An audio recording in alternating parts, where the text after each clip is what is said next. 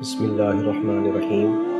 حضور صلی اللہ علیہ وسلم نے ارشاد فرمایا، المسلم اخو المسلم لا یظلمہ ولا یسلمہ، من کان فی حاجت اخیہ کان اللہ فی حاجتہ۔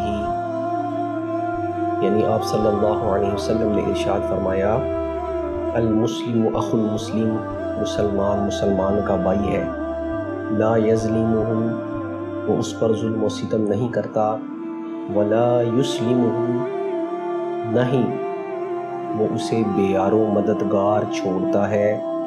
من کان فی حاجت اخیہ، جو کوئی اپنے بھائی کی مدد کرتا ہے، کان اللہ فی حاجتہ، اللہ تعالیٰ اس کی مدد کرتا ہے۔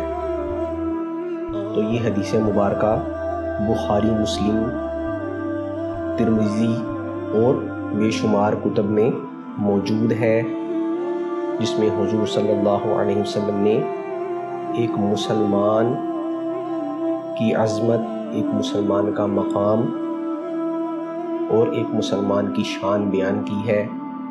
تو آج اسی حوالے سے ہم گفتگو کریں گے۔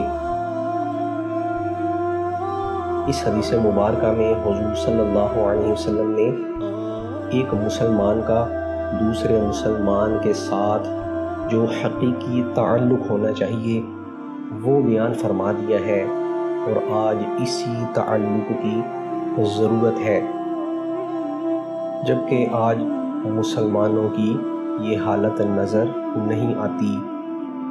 ہر کوئی اپنی فکر میں ہے، ہر کسی کو اپنی پڑی ہے، جبکہ دین اسلام نے ایسی تعلیم نہیں دی۔